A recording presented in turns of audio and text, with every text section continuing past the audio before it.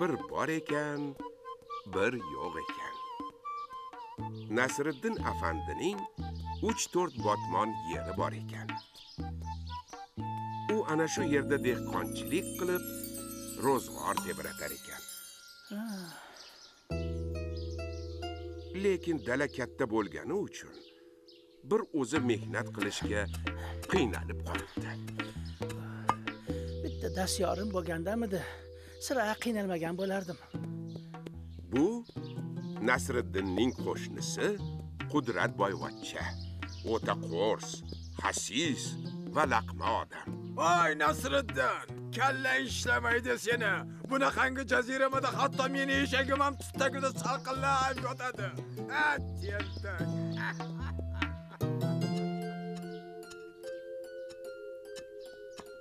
Haliyam ishlayapsanmi? Deb bu kundan battar bu. Shunaqami hali? Shoshmay tur, seni. Ha, piching gap kimning ham nafsoniyatiga tegmaydi deysiz. Hangoma ana shu kundan boshlandi. Voy Nasriddin, nima qilyapsan? Sendan gap so'radim. Nima balo, aqlda ozdingmi? Voy tentak, gapirsan. Yaxshi. Xalaqit bermang, boy ota. Men tezroq xazinani topishim kerak. Nima?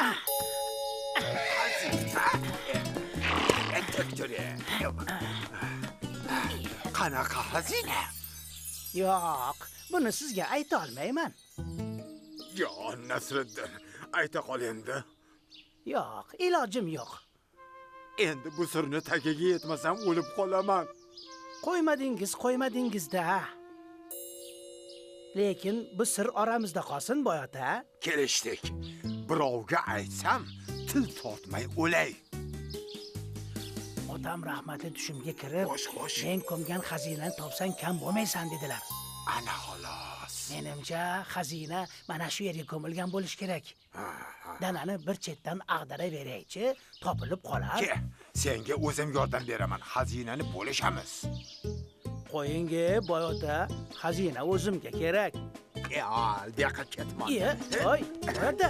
Shunday qilib Qudratboy kunni kun, tunni tun demay ishlayveribdi.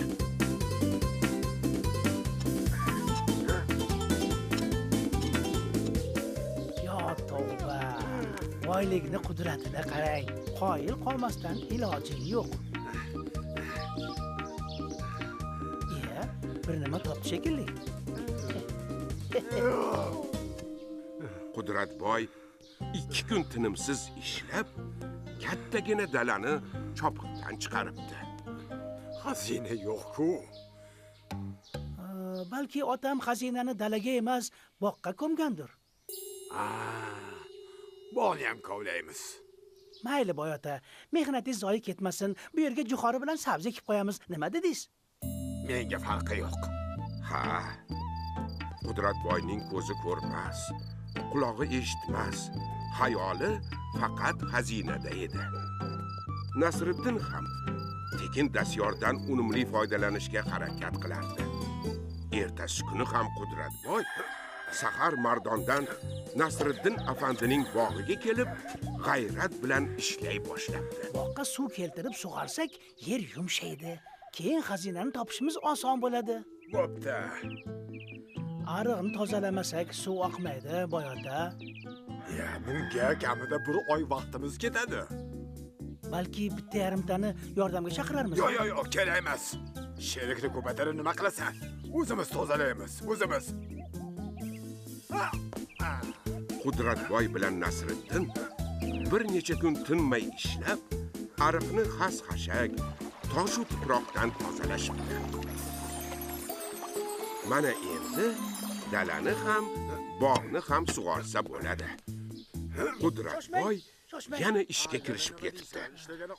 Unga har bir daraxtning tagiga xazina ko'milgandek tuyular ekan. Buni nima qilasan, Nasriddin? Mana shu niholni qaddini tik qilib, shu yog'ochga bog'lab qo'ysak, u to'g'ri o'sib, baquvvat daraxt bo'ladi. Agar shu holicha qoldirsak, u qiyshayib sinib ketishi mumkin. Bu orada dalaga ekilgan jo'xori bilan sabzi ham mo'l hosilga kiribdi. Sen meni ahmoq qilyapsan shekilli. Bu yerda ham hech narsa yo'q. O'zim ham hayronman. Balki otam xazinani boshqa yerga ko'mgandir. Endi nima qilamiz? Xazinani albatta topamiz, lekin avval Jo'xori bilan sabzani yig'ishtirib olaylik. Yaxshi. Kendi Jo'xorini hosilni bo'lishamiz. Roziman. Boyota, siz mayli Jo'xorini so'tasini oling. Menga poyasi ham bo'laveradi. Nima dedingiz?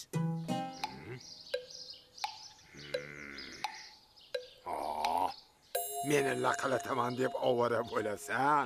Poyasini men olaman. Chunki u ko'proq, ha.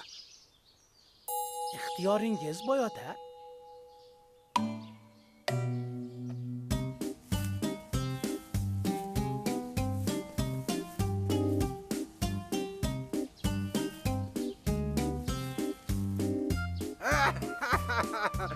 Afandini boplab laqillatdim. Hosilning ko'pi menga tegdi. Voy ahmoq-ey.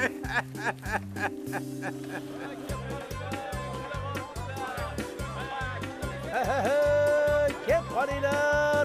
Jo'xoridan olib qolinglar. Qopi 5 tangadan bo'ldi. Olinglar.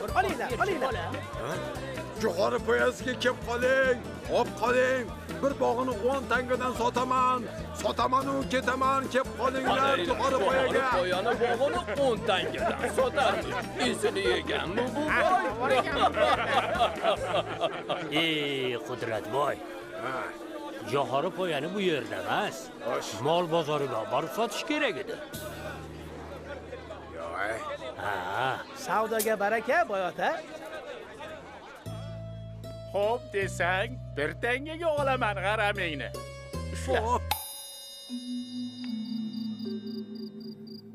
Umrida mehnat qilmagan. Jo'xorining so'tasi qimmatroqmi yoki poyasimi farqiga bormaydigan boyga izza bo'lgani juda alam qilardi. Voy pandavaqa. Sen shu holingda meni chuv tushirib o'tiribsan-a? Iya, qiziq ekan-ku, Boyota. Axir Jo'xorini poyasini o'zingiz tanladingiz-ku. Ko'ramiz. Endi kim gol bo'lar ekan? Qani, bu safar ham tanlash sizdan. Ha.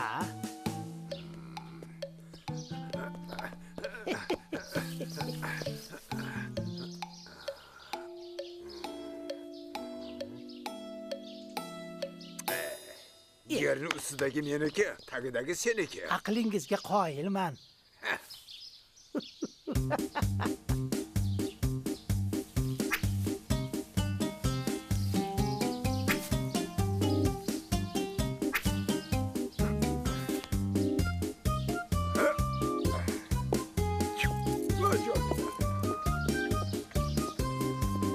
Kelib qoling, olib qoling.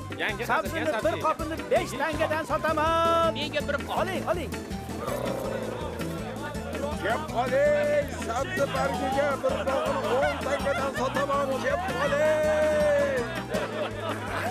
Yana ya? Savdoyingizga baraka, Boyota. Yolg'onchi, firibgar. To'xta, Ay, yana meni aldading-a. Meni? Men bu yodaman. Yana meni laqillatding-a. Qani, yur qoziga. Borganim bo'lsin. Mana bu firibgar yetishtirgan hosilimizni ham o'ziga olib, menga quruq poyasini berdi. Buni kasriga bozorda odamlarga kalaka bo'ldim.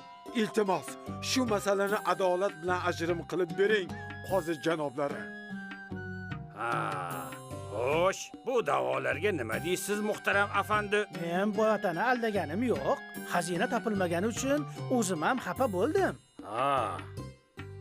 Lekin sabzi bilan Jo'xorini sotib, anchagina boylik orttirdim. O'ylab qarasam, otam rahmatli dalaga xazina ko'milgan deganida hosilni nazarda tutgan ekanlar qozidomlar. Agar odam chin dildan mehnat qilsa, yerdan mo'l-ko'l hosil olishi mumkin ekan. Aqlingizga tasalli. Yetishtirgan hosilimizni taqsimlashni Boyotani o'zlariga qo'yib berdim. u kishi kamdan ko'ra ko'p yaxshi deb jo'xorini poyasi bilan sabzini bargini o'zlariga oldilar. Bor gap shu. Nasriddinni aybi yo'q. Sen otangni davlatida mehnat nimaligini bilmay o'sgansan. Xo'roz bedana urishtirib, undan qolgan merosni ham sovurib yubording. Ochko'zliging va ahmoqliging tufayli shu ahvolga tushib o'tiribsan. Endi aqlingni yig'ib ol. Soqchilar, mana uni olib chiqib tashlanglar.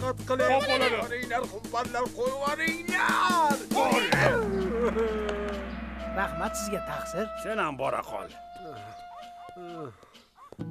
Turing, boyota. Mana sallangiz. Birovlarni masxara qilish yaxshi emas. Rahmat senga Nasriddin.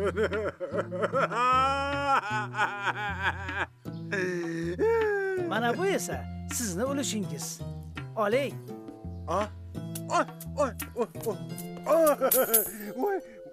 Oy. Kechir meni Nasriddin. Endi hech kimni kalaka qilmayman. Shunday qiling, boyota. Baraka topasiz. Qaytar. Pulimni beringlar. Bu pullar halol mehnatim emasga berilgan. Beringlar. Ha, azizlar. Mehnat bilan topilgan halol pul juda qadrli bo'ladi.